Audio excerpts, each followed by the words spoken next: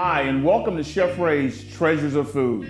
It's all about color with Chef Ray's Treasures of Food. If there's no color on the plate, I'm not gonna eat. I wanna eat before I taste the food, so therefore there has to be color on that white plate. Simple as that. I keep running to my dreams, I'm a dreamer, baby. Read a caption from a chick talking down, baby. Said don't date a dreamer past a certain age. If you stop dreaming, living like a slave. Keep me motivated, I don't want a best chick. I'm so underrated, faith keep me on my... Hello and welcome to Chef Ray's Treasures of Food. On this week's episode is actually going to be a part 1 and a part 2. As I said last week during our episode on sandwiches, we were doing a 3-week series because the weather was heating up. And today, when I say it wasn't hot, but the humidity, the pollen count, all of that is off the roof here in Texas. So part 1 of today's episode is going to be soups. Part 2 will be our salads. So realistically, in the next 2 weeks, you'll be able to take our sandwich, soup, and salad episode and actually make a nice Sunday brunch with the menu. So today I decided to talk about soups. Now, when I worked for the Astros, I basically had to make a fresh soup every day. And also when I was the executive team chef for the Dynamos, I had to make a fresh soup every day. Now, the beautiful thing about soups is realistically, whatever you have left over, whatever's in your fridge, you actually can make a soup. And you've heard me say it before. My dad asked me when I became a chef, you'll probably get tired of hearing me saying it, but if there's nothing in the kitchen that you can cook water. And as you can see, I've got my chicken stock, my broth reduced down, and it's ready for whatever soup we're going to render today. So today I decided to make 2 of the favorite soups that I like to make, and actually favorite soups that some of the athletes that I cooked for over the years. Now with the Astros, they loved my chicken tortilla, but most important, they loved my baked potato soup. Now, with the baked potato soup, let me tell you how I came about it. I basically somewhat follow a standardized potato soup, right? Now, for me, I like a really nice, creamy, but with texture potato soup. I don't want to drink it through a straw, which is basically liquid. The goal of a soup is basically to have what it's called nappe, and that means when the soup is ready to be presented and served, you should be able to put that spoon in the soup, pull it out, and it should coat the back of your spoon to where you basically see the consistency of the soup. And that word again is nappe. So that's what we're going to achieve today as well. So we're going to do 2 soups. We're going to do my baked potato soup, which was a favorite of the Houston Astros, and we're also going to do my chicken pasta soup, which was the favorite from the Houston Dynamos. So the thing about a soup, right, there's 3 components.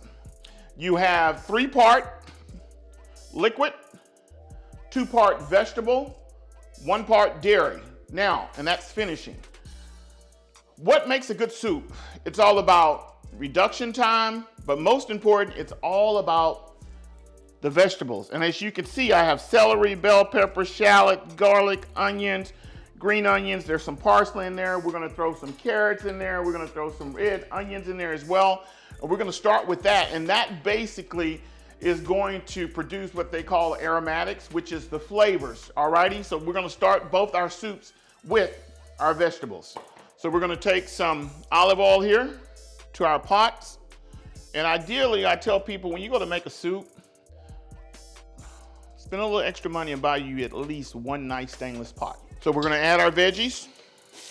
So this one here, first soup that we're starting, is going to be our potato soup. This pot here is going to be our chicken pasta soup. So as you can see, our veggies are sauteing down, and man, it smells good already. Add a little bit of carrots here to both. Add a little bit more oil here to both. Now again, as I stated, the aromatics, which is the flavor, If you were here, you could smell the aromatics of the vegetables, and it is a beautiful smell. One of the treasures that I have with my baked potato soup is I use two different potatoes. First, my first base of the baked potato soup, I use the regular Idaho potato that's cubed up, right? Now we're gonna, once the veggies finish reducing down, we're gonna add the Idaho potato first, and we're gonna mash them just a little to give it some consistency in the soup. And then I'm gonna finish it here with my roasted new potatoes, which actually gives it composition when you actually eat the potato soup, alrighty? As we have both our veggies cooking down for both soups, our potato soup and our chicken pasta soup, the chicken pasta soup veggies are just about ready. So I'm gonna get ready to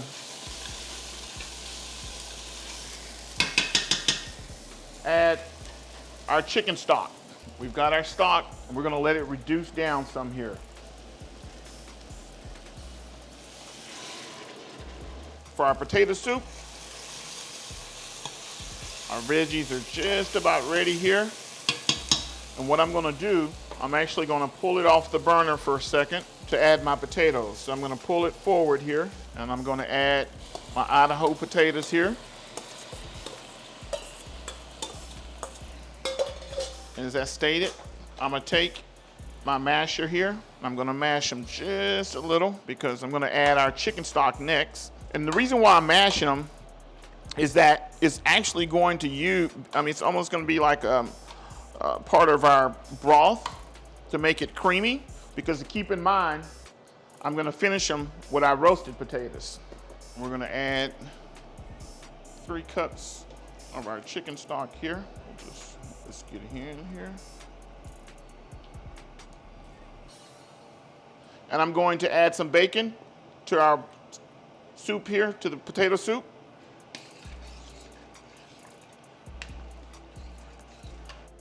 So the beautiful thing about soups, or the great thing about soups, is the longer you have time to reduce it down, the better the soup is. But most important, the aromatics, which are the flavors, which is all the vegetables, right? Because you have 3-part liquid, 2-part vegetable, and then 1 part dairy, as far as the components of soup. And what I've learned is, if you want to make a great soup and you have leftovers in the refrigerator, as far as vegetables, a protein, as long as you got some chicken stock, or even if you don't have chicken stock, you still can make the chicken stock with your fresh vegetables, but it'll make a great soup. So always, I call it waste not. If you have it in the fridge, turn it into a soup or even pasta. But the great thing about the potato soup, right, is that the longer that it sets and reduces, the better it gets. And this pasta soup, the chicken pasta, it is by far even better the next day. So remember, as always, 3 components. You have 3-part liquid, 2-part vegetable, 1 part dairy. Okay, family, it's been 30 minutes on both our soups. So I'm going to finish my potato soup first. And what I'm going to do now is I'm going to add my heavy cream, and I'm going to add roughly about a cup.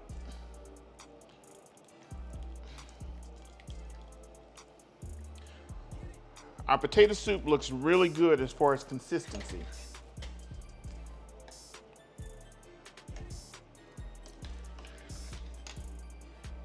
That nappe, as I'm speaking on the back of the spoon, I'm going to go ahead and do. I'm going to add our treasure, which is the roasted new potatoes. You can see the chunkiness in it. And the fact that I finish it with the roasted new potatoes, it gives the soup lots of character, as I call it. And we're gonna let it reduce down for another 30 minutes. Okay, so the chicken pasta has reduced for about 45 minutes. I'm gonna add some Italian herbs to it, which there's oregano, thyme, there's some dry red peppers to give it an Italian flavor here.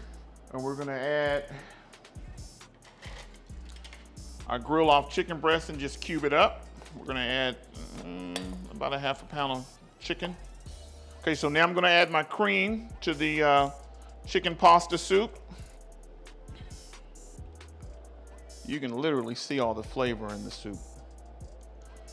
Our last component, we're gonna add our pasta. Okay, family, it's been 2 hours, so our pasta soup's ready, our potato soup's ready. As you can see, my potato soup has that really bronzy color to it instead of that clear white. And the reason why, as I stated, I use 2 different potatoes. I use the Idaho potato for the base, and I finish it with the new potato. Cheddar cheese. And then we've made some fresh croutons here with some of our old white bread that I had in the pantry. And we'll finish with just a little bit of green onions. So for me, soup gets better the second day. A little bit of Parmesan.